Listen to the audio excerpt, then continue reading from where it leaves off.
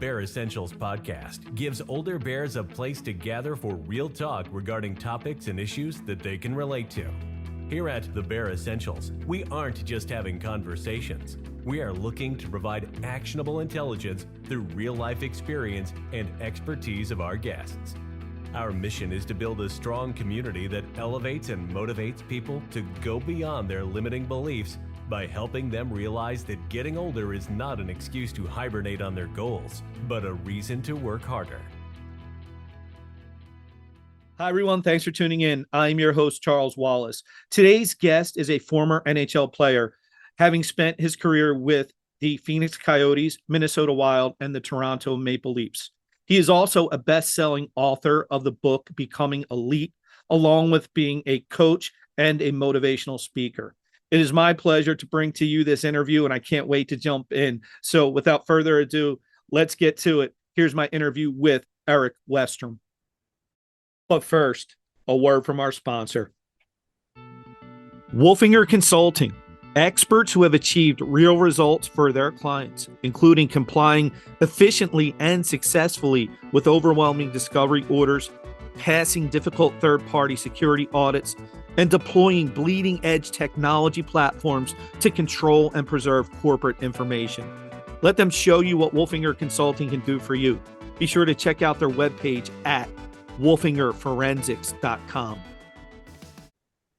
Hey, Erik, how you doing today? Thanks for joining me. I really appreciate it. Yeah, I'm excited to dig into it. Been following you on LinkedIn a little bit, watching what you're doing. So I'm excited, and I know we're gonna have a great conversation.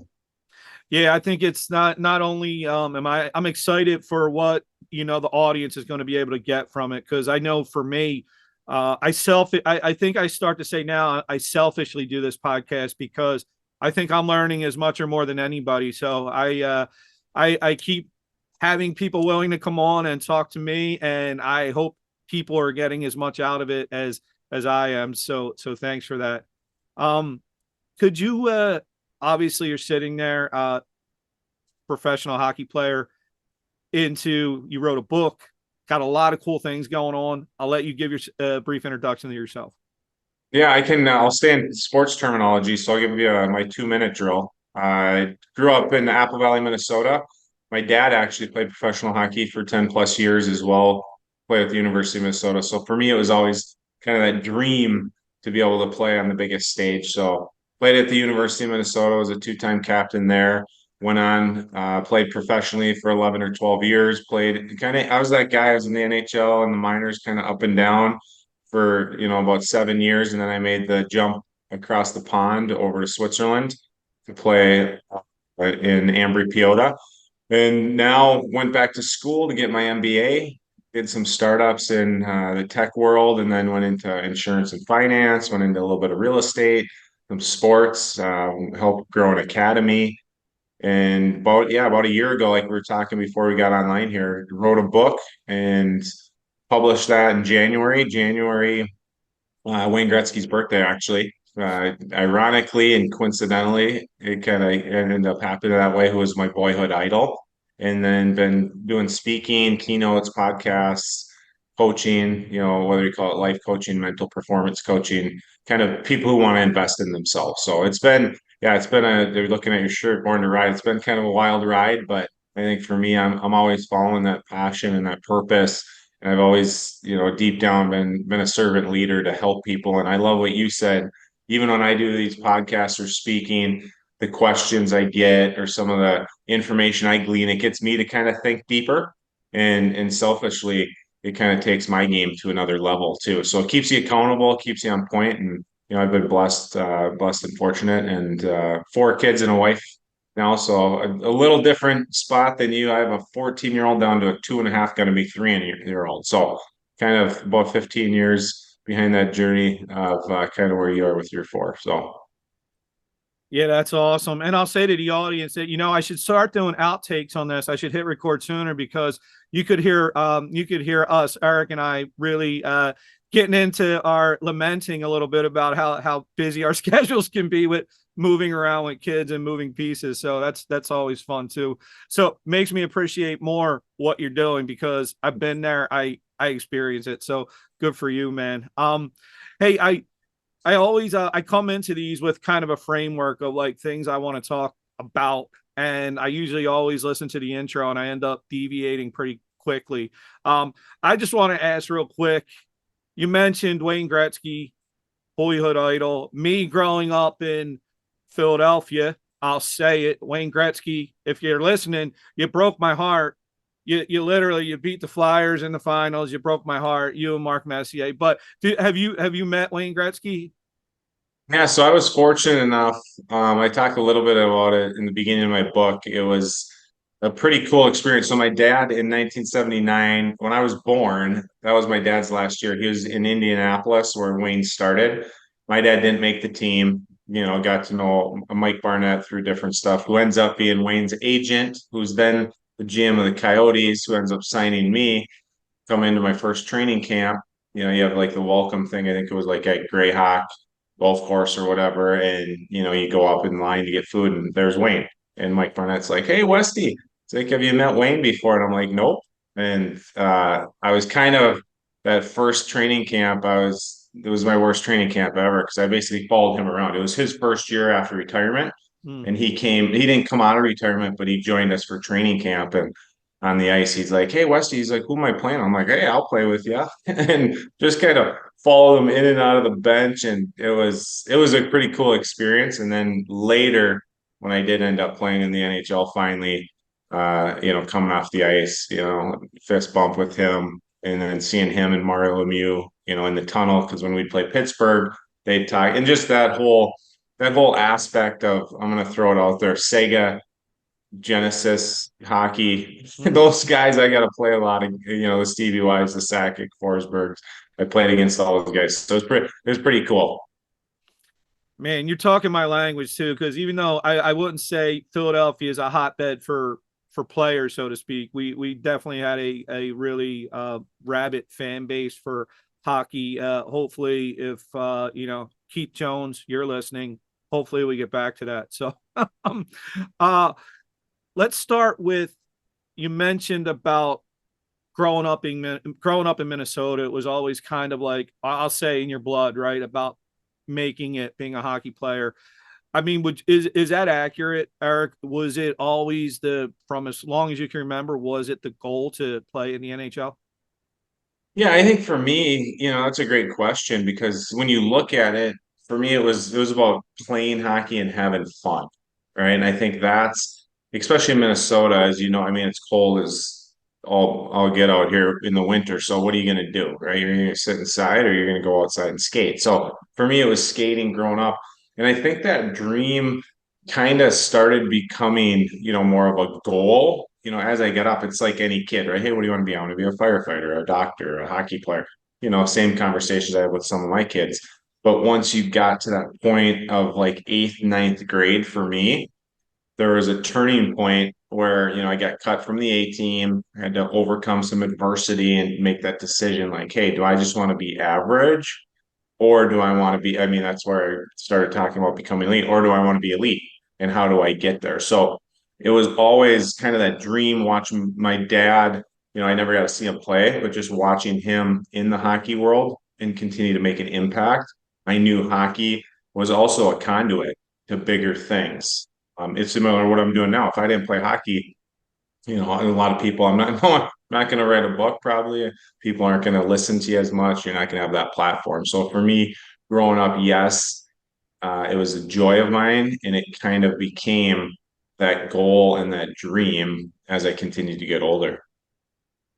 Yeah, and I would agree with that. My son and I were talking about this the other day about athletes in general, how even if maybe not the superstar athletes, right? They're still the top 2% of players in their sport. So it's something that's admirable. And I know personally, I respect it a lot. And doing the podcast and speaking to people like you and athletes and just people in general from different walks of life, I always like to hear how their path to what they ended up being their dream or what they accomplished kind of steered them in the direction to what they're doing as far as mindset, coaching, things like that.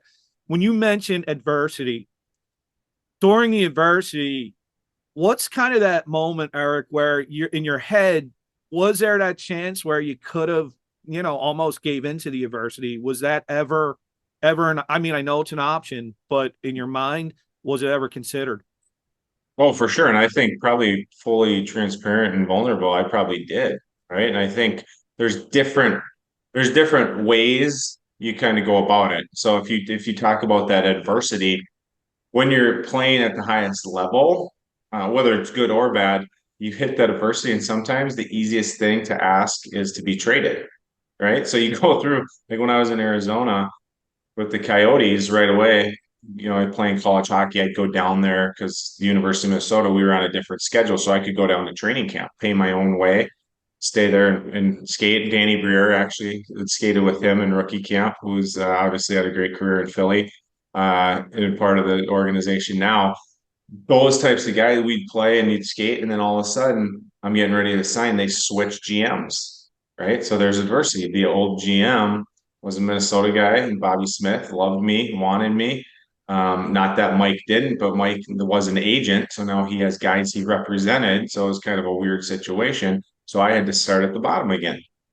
Asked to be traded, didn't get traded, luckily. I switched agents and then kind of went through a different process of reestablishing that foundation. And I think that's a lot of the principles I talk about in my book is, to your point, overcoming adversity. And then there's other times where, playing in the NHL, like in Toronto, I mean, I played 2 games in a full season in a one-way contract. And I'm like, you know what? I don't need to sit here. It's not about the money. It's about going back to what we talked about, having fun and playing. And I just left and went to Europe, had an opportunity to come back, but I didn't want to.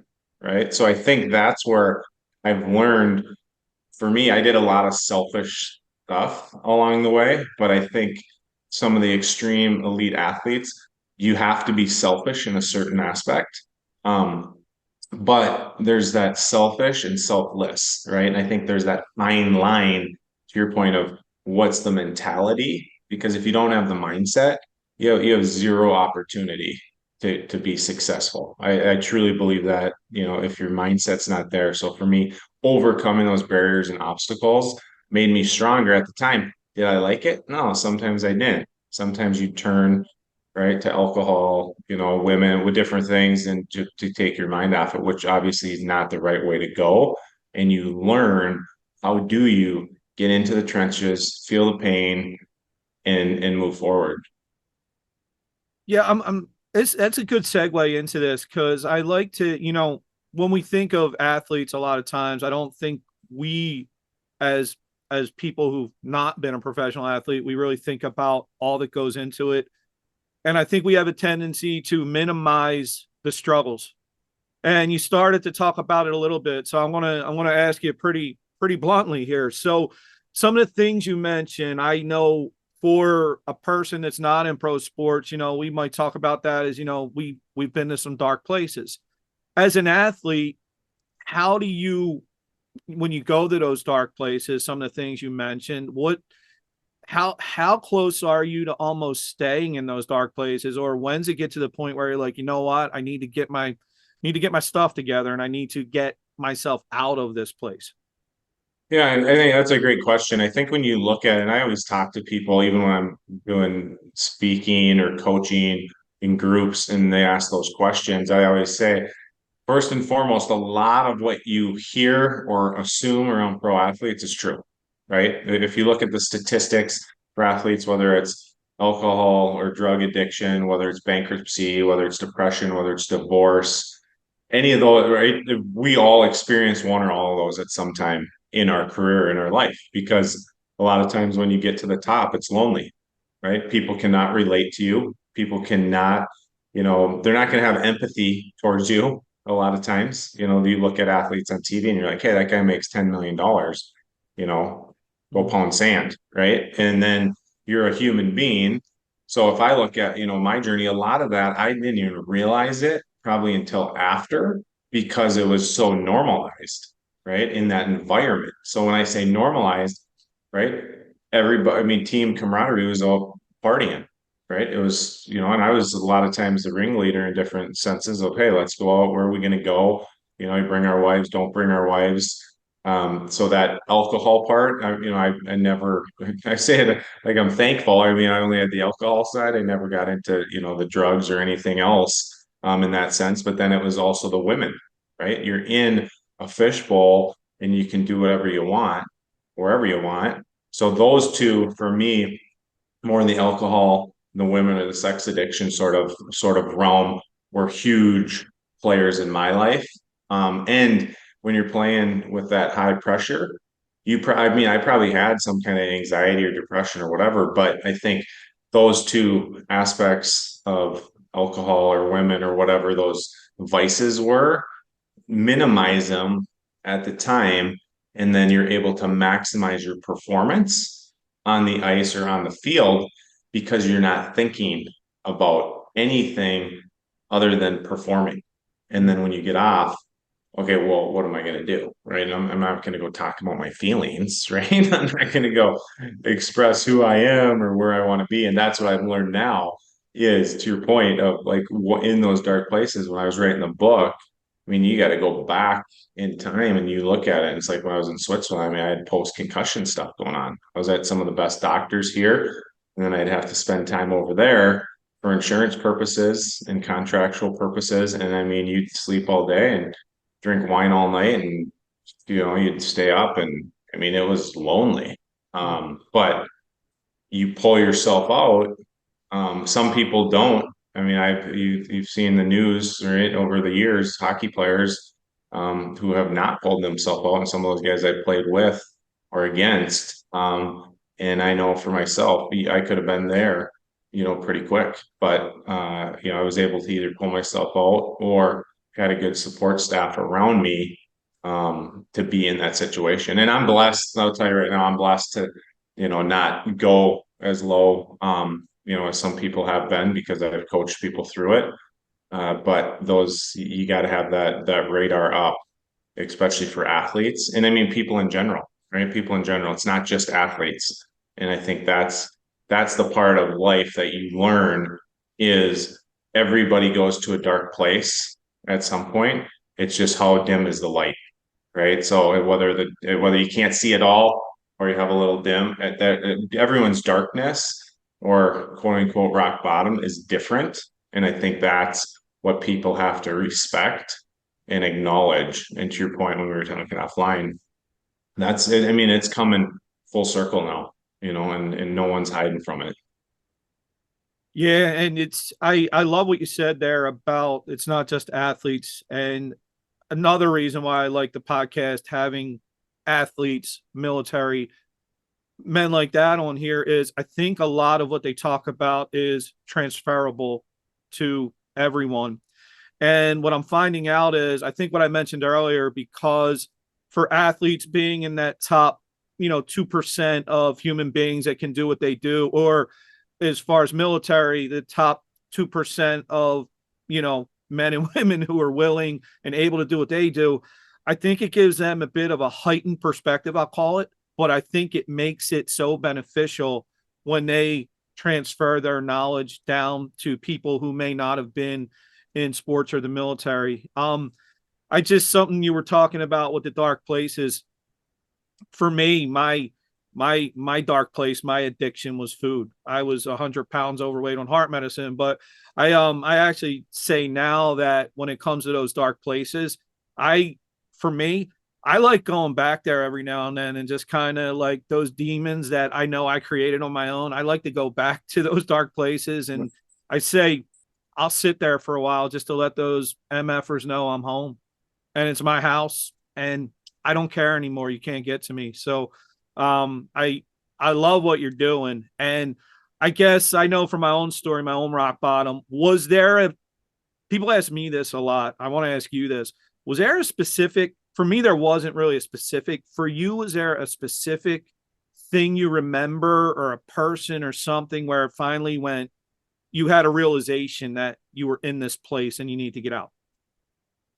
Yeah, I think when I look at it, I mean, I think there's a lot of, and that's why in my book it's a mountain cover, right? Because there's so many peaks and valleys, and I think to your question, I don't think there was a specific time, but I think there were specific times right? And I think, again, I've been fortunate to not like, and it's almost like an addiction as an athlete, right? So, like you're talking about athletes or veterans, right? I speak at a veterans community once every 2 months. They have like cohorts that go through there, and I talk to, and it's amazing, like the connection you have because of that, right? And I think part of it is what I've learned is like your dopamine triggers too, and like how you heighten that challenge.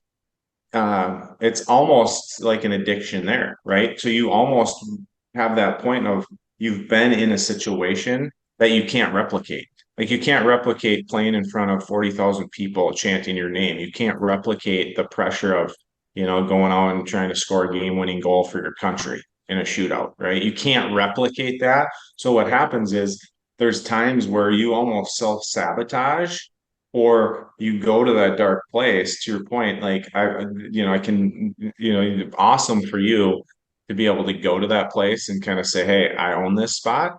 I can sometimes, and there's other times that fully transparent is when I think about that, sometimes it could drag me in and be like, hey, you know what, you should do this, you should do that, but I have power and the tools not to do it. And I still work through that daily. So I think to your question is the specific times, like I say, is, the concussion part, that's real. Right. And I remember people going through a concussion because you can't see it. You could have a concussion right now. I can't see it. You don't have a cast on your arm. You're not walking in crutches. And as an athlete, that's the hardest thing because people are, oh, does he really have a concussion? Does he not? And then you're starting to second guess yourself of, am I normal? Am I not? So that was probably one of the low points. I had to make a decision of, do I suck it up, sign another contract, or is my identity totally shift and do I go into something else? And I think it took me a long time because I was running businesses or company like a sports team, right? You hit your goals and it's like, hey, let's go get hammered, right? Let's, the shenanigans that the team building the camaraderie, so it was like peaks and valleys, and there's times where I'm just like, I don't give a crap, right? If I lose it all, if I don't, if I continue on this, and then you kind of wake up and you're like, what are you doing? So to that point, it was like this, and I still to this day have to be very, very cognizant of that, because it's a good thing as an elite athlete, and it's a bad thing, right? Because you almost don't care.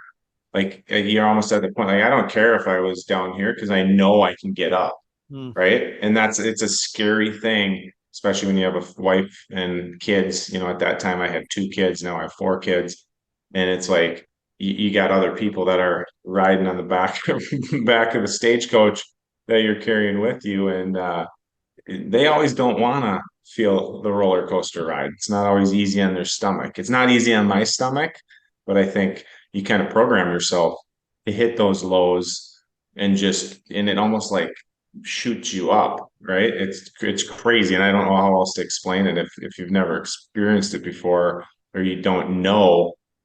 Sometimes we're wired way different, in a good way for certain things, but then also in a very, very bad way, in other ways. Yeah, and I think you touched on something there. It's interesting because when you talk about the family aspect, I've been asked this myself even like, oh, and I think you probably would agree with this. You hear a lot about, oh, you just find your why. And we hear a lot of people saying find your why. And for me it ended up being really interesting, Eric. It wasn't my why was always there. I had a wife, I had 4 kids, and I was still self-sabotaging like you said, right? And it ended up turning out for me, and now that I talked to some other people, it seems interestingly enough that for them too, I said, you know what, it was never about the why for me, it was the why not. And I was the why not. I was the reason for self-sabotaging. I had to figure that out, that it was about me. I was the one that was screwing up. So I want to get into now, because I was looking a little bit before we jumped on here.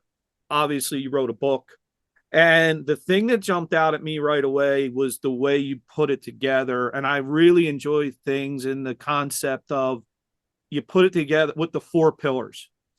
And I wanted to kind of walk through now for the audience, maybe we could talk through each of those pillars if you don't mind, and how they came about and what's the benefit of each pillar. Yeah, for sure. Well, I'll start with the first one, and then we can kind of transition if you want to ask any questions on follow up or hit the next one, kind of on that timeline. But yeah, for me, looking at the pillars, it's kind of almost to that point of where I reflected on my life, and in those times of, I always call it like the flow state, right? You're in a flow state, you don't even know that what you're doing or why you're doing it. And when I was on the hockey rink, like I can look back and nothing would get to me, right? Nothing would get to me. So I'd look at what was that preparation like. And then also being able to remember, like if you ask me about a goal scored on or against, or I can remember it. And I started to look at that, like, how did I best set myself up? And it was around the psychological, physical, the spiritual, and the emotional pillars. And some of them came in later, right? Psychological and physical were strictly hockey related. Spiritual was to that point of getting out of rock bottom, sort of. And the emotional pillar was trying to connect with my wife and my family and others in a more relational way. So, starting first, the psychological pillar, biggest part about that I looked at is the fixed versus a growth mindset. So, for me, it was the fixed mindset is the majority of people, right? You get into and you're like, hey, here's where I'm born, here's what I'm given, here's what I'm going to do. I'm supposed to get a job. I'm supposed to go here. I'm supposed to go here. And that just never was me after kind of that seventh, eighth, ninth grade, like I was talking about when I got cut from the team and I had that decision like, hey, I want to be a hockey player. Well, if you're not a top 20 player in your own city, how are you going to be a top 20 player on a hockey team, right? With worldwide talent. And it's obviously not an easy road, but it's that growth mindset, and it's looking at, okay, where do I want to be? Do I want to be the one who people are chasing, right? Do I want to be that top dog? Do I want to be that lion? Do I want to be the one who's, you know, going out there, not reckless abandon, but have that energy? So the psychological mindset, like I talked about, is if you don't have your mindset set, right? If you start getting negative thoughts, right? If you let those people into your head, like you're talking about, and not stepping up and be like, hey, you know what? Those demons and where I'm at, I own it. And you start letting people, I always talk about, you let them rent space in your head for free. You got the opportunity. You're going to have good tenants or you're going to have bad tenants, right? Nobody wants a tenant who's not paying rent, who's destroying the property. You want the good tenants. So you want the positive people. And that's where, for me, around that mindset piece, my kids always ask me, hey, how many friends do you have? And I'm like, hey, I have a ton of acquaintances, but I'm very, very dialed in and cognizant of who those friends are that I can lean on and that can lean on me to be positive and have conversations like this. This is what I thrive in. This is what I want my energy to go towards. And that's what I want to pull in. So the first pillar is the psychological shift. And I'll just talk about the shift part. It's hockey, right?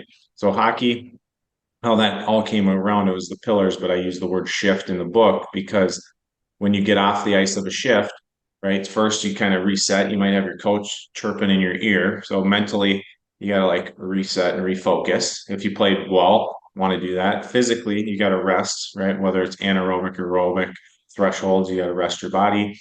Spiritually, right? Whether, and we'll get into that later, whatever that looks like, you kind of got to reset in that aspect. And emotionally, you can't get too high and too low. I mean, there's times the guy, broke my nose. I went off the ice, no joke. They're like, yeah, you're done. I'm like, yeah, okay. Throw a couple Kleenex things in my nose quick, go out the tunnel. The coach doesn't see me, and I see the guy jump out who did that to me. I grab him by the back, like my teammate, and I said, I'm going. I run out there, cross check him, drop my gloves, just throttle him 3-4 times in the face. The ref's like, what the hell are you doing? I just skate right off the ice out the tunnel. The next day, my coach, he's like, Westy, he's like, what the heck are you doing? And that was all of those things totally not calibrated, totally thinking selfishly. I mean, Riley could tell you way more stories and probably did than I could because I just fought when I needed to, right? But to that point, the psychological part of that is, if you're not balanced, it goes through that whole spectrum. Well, I'll tell you, I mean, obviously the information throughout today has been awesome. I've been enjoying it, but I'm not going to lie. I probably enjoyed that story as much as anything at this point. That's fantastic. I mean, look, you're talking to a guy from Philly who growing up in the early 70s, it was, I mean, they people in Philadelphia in the early 70s, Eric, thought hockey was just fighting on skates. They didn't realize Well, it was an actual sport. when you had, so my dad would do the sidebar because I love these sidebar Yeah. conversations. So my dad played in the 70s. He played in the WHA, right? So they Mm-hmm. had both leagues. He played in the WHA for 400 games, whatever. So the Bobby Halls, the Gordie Howes, all that, and he fought. So he was 89-1 in his fighting career. It was crazy. Like he's tough as nails. And he was on the team, the Johnstown Jets, which Mm-hmm. were the Charleston Chiefs in Slapshot. So his team is Slapshot. So you look at his team picture, he ended up getting called up with Boston, so he wasn't in the movie, but Okay. their team was that. And so he told me, he's like, hey, well, this is what I took out of it, whether it was exactly what he said or not. He's like, hey, when you play, he goes, go fight some tough guys so they know you're crazy. Because I was more a goal scorer. I like the playmaker, that type Mm-hmm. of thing. And so I fought, like Eric Goddard, these guys who were tough dudes. I'd go in there and kind of just, seatbelt, you call it, and then I just pop out and hit them quick. Try to cut him once, and then luckily I had a mouth guard in. I got hit a couple times, but to that point, Philly, I played in Philly a couple times. I mean, the fans were crazy, even when I played against the Phantoms too, because they Mm-hmm. have both teams. I don't know if they still have both teams there, but you'd play in both. I mean, in the NHL, we'd play over here, and we'd play in the other one, and it was a different world. But psychologically, to that point, it's. I mean, as a hockey player, you're built different for sure. Oh, Because you have to be able to fight. Not so much now, but I know even when I played and when my dad played, for sure, it was a different world. yeah, and to your point, I mean, just it definitely is a different makeup, and I love and respect the hell out of you guys, number one, but also just it brings back a lot of memories for me from childhood and just being at games and the energy and Philly being a blue collar town. I remember early on 70s, 80s before, there was a stretch there where they won the cups when, I mean, I was too young to really experience that. But then they had the 80s where they would make the finals. But there were times in between where it was more about just, I think the fighters on the team ended up being the guys who were most beloved. I mean, I kid you not, on sports radio, they'll still every few weeks they'll bring in somebody who was a fighter on the Flyers, and it is like everybody will call in after and be like, "Oh, I remember when," it's just pretty cool stuff. But I wanted to ask because I didn't even think about this till you said it when you mentioned shift. I started thinking as you were talking about your pillars, and I was like, "Wow, like it's kind of weird, but like." You're definitely experiencing all four of those pillars almost between shifts almost, right? Like it's like you're probably doing this multiple times in a game, like all of these pillars. Is that accurate? Yeah, and I think, and that's a great question and comment, because I think, and that's exactly where I came up with it. So, I mean, if you back it out post hockey, as I reflected on it, exactly what it was when I was dialed in, and if I could have went back now to where I am today, I mean, I always joke, I'm like, I could have played forever, right? Because you would have been centered in all those aspects and not let the noise get to you as much. So for me, like, then that's where I came up with it. I noticed in the morning, right, I have a weight room downstairs, Pilates reformer, and all this other stuff that I do. And that's how I set myself up, right? So I come downstairs, I'll go on the Pilates Reformer, I'll go on my Bible app, right? So, like the spiritual pillar, it can be whatever for anyone, right? So for me, I'm a Christian, I believe in Jesus Christ, and that's where my foundation is. But other people not have any higher power or any faith, meditation, any way to center themselves, that's what I do in the morning. So I got the spiritual pillar is kind of my key now, whereas before it was the physical pillar and then the psychological, then the spiritual and emotional. Whereas for me now, the spiritual one mixed in with physical, and then I transition to either go for a run, right, which is physical, and then I do a mindset app and I kind of go through those exercises. The emotional one still, as a man and an athlete, that's very, very hard for me still, right? I try, and my ultimate test is right my own household. It's with my wife and my kids, right? Because I think to that point, it's the same thing with your teammates. Sometimes you're so comfortable in that sense. It's easier, lack of a better term, to crap on your teammates or crap on your own family than people in other aspects. So that's like the true test through hockey is like when you come off, and I talk about it sometimes of like 1 foot in, 1 foot out, right? So there's times where I was 2 feet in. Those are the times we won. Those are the times I was an AHL All-Star. Those are the times I led leagues in scoring. Those are the times won a bronze medal with the US. I was 2 feet in those pillars, not 100% like, totally into them, but I had both feet in and I was trying, right? That's the key thing is I was actually cognizantly trying to be more empathetic, more compassionate, trying to follow my higher power, trying to physically take care of my body, whether it was through a disciplined routine or a healthy lifestyle. And I was in a growth mindset of how can I become better than I was yesterday? How can I become better tomorrow? And I think to that point, yes, it's a short period of time, but when you can come back to that, and that's what I do when I work with athletes or business leaders now is we go through one-on-one or group coaching and it's you can reset, right? And I use like a space shuttle analogy. They have the rocket boosters on the side. It gives you 2 minutes of energy. Hmm. You have to figure out what's your 2 minutes of energy, right? In hockey, you have 2 minutes between a shift usually, at least. So what is that 2 minutes? What do you go back to where it just becomes automatic checklist, right? Okay, let's process this. What did I do well? I'm going to keep doing that. What didn't? Okay, I'm going to put it under the bench in a box, virtual box, and I'll unpack that later, right? With Eric, or I'll unpack that with, my coach, or, because a lot of times you can't unpack it yourself because you're not going to challenge yourself a lot of times like somebody else would. And I think that's the aspect. There's a time and a place to do it. On the bench between shifts is not the time or the place. It's a time to recalibrate and look at it. And that's where in the book I came up with the 3 daily tools. It's a 10-minute morning check-in, it's a midday recalibration, it's a 5-minute nightly pulse. And I was doing that when I was successful. Quick, right? Check in. How was that? That shift was awesome. I'm set, right? I don't even have to recalibrate. One thing I did not do is I didn't celebrate the wins as much because I just expected them, right? And that's what you look at elite athletes. A lot of times they don't sit and dwell on them because they just expect it. And then what's next? What's next? What's next?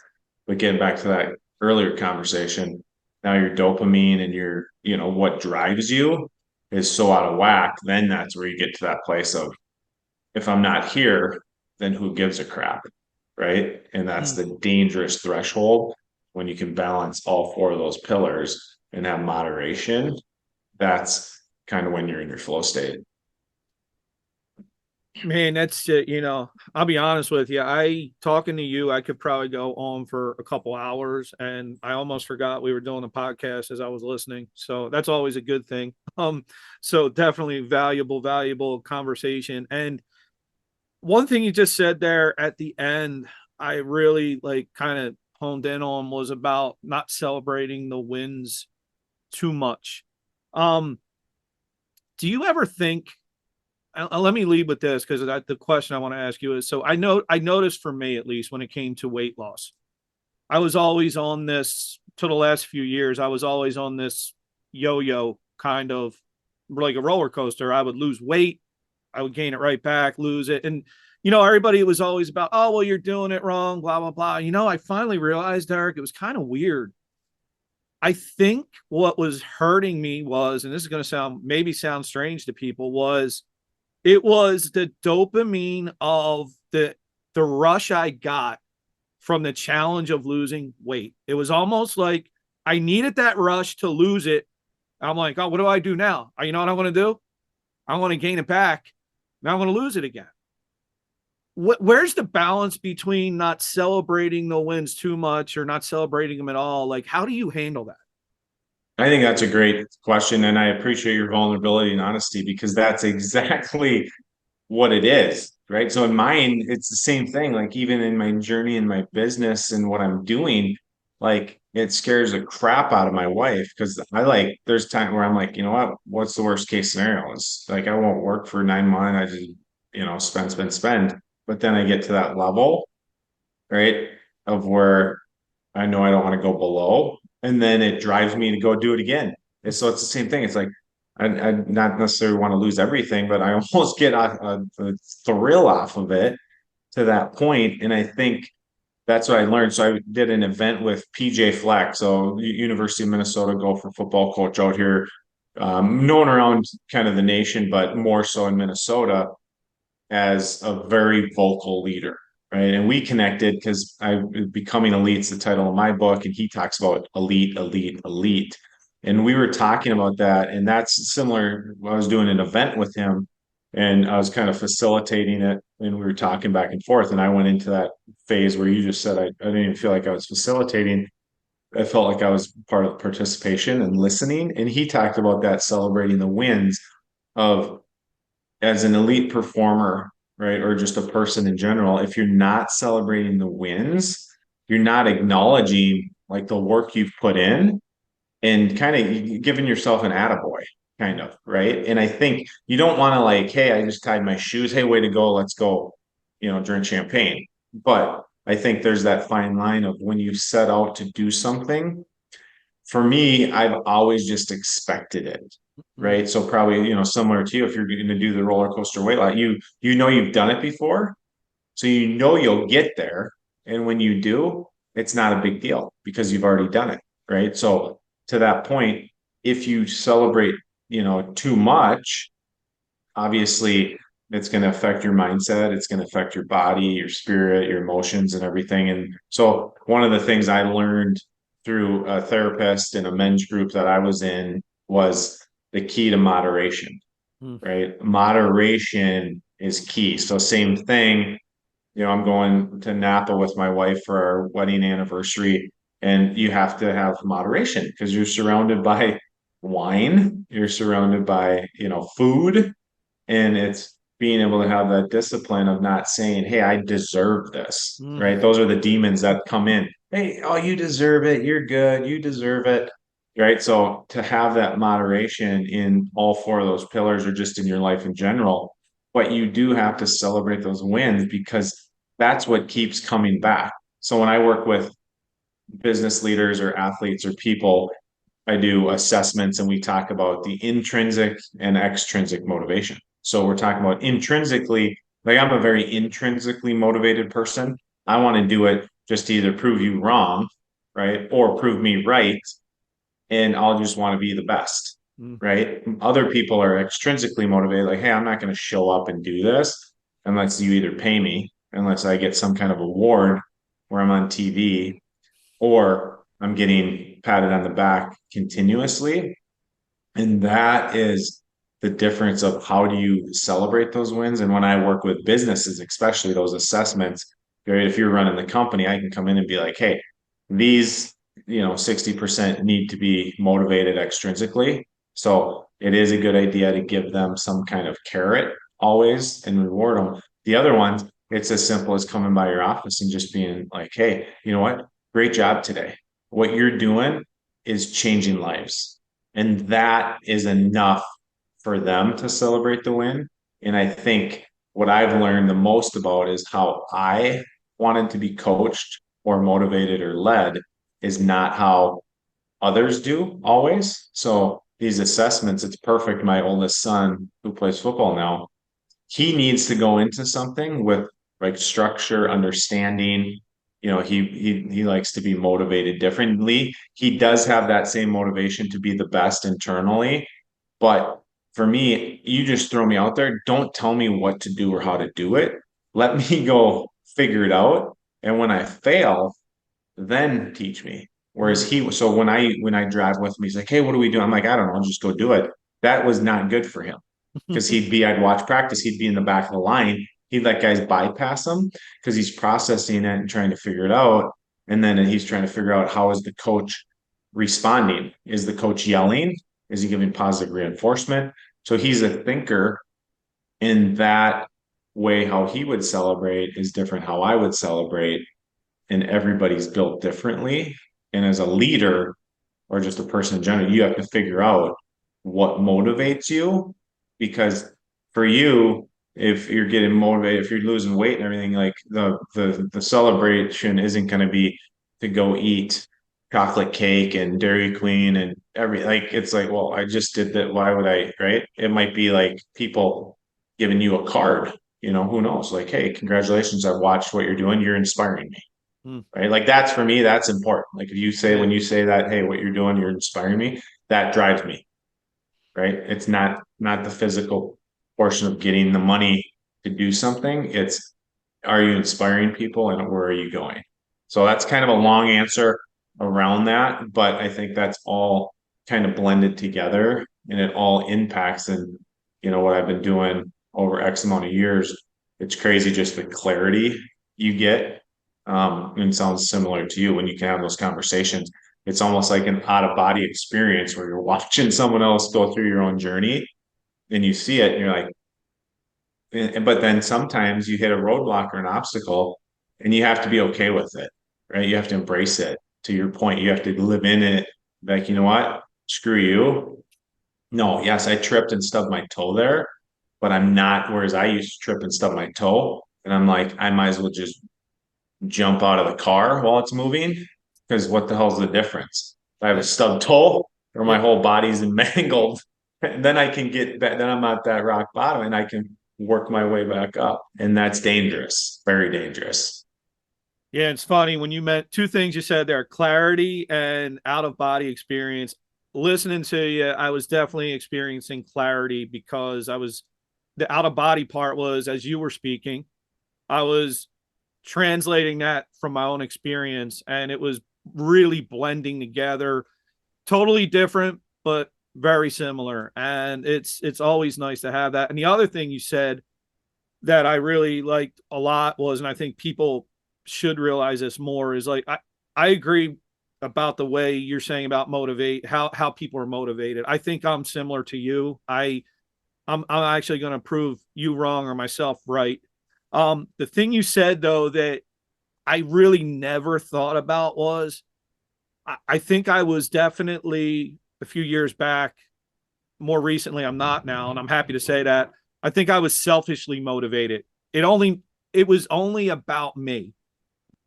I think it needed to only be about me to get where I'm at. But now, to your point, I think knowing that I have somewhat of a platform, it's not the biggest, or my social media, but knowing that there's days where I may do things or say things that one person might benefit from, that definitely is a reward. And I really feel that from you. And I think that's a great way to be. And I think by us giving back, it ends up coming back to us. And people will say like, "Oh, it's great what you're doing." Like, you know what? I don't even think it's great anymore. I think like I said to you earlier, I'm learning as much and I'm feeling as good about it as anybody. All right. Well, Erik, I wanted to end with this. Obviously, how can people get a hold of you, get in touch with you?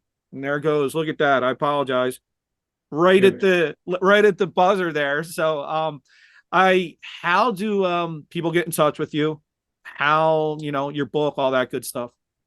Yep, no, I appreciate you asking. So for me, uh, best ways are twofold, right? So Erik Westrum book, so Erik Westrum, Westrum book.com, or Erik at erikwestrum.com. So I'm merging my sites right now because one's around the book and speaking, one's around my coaching.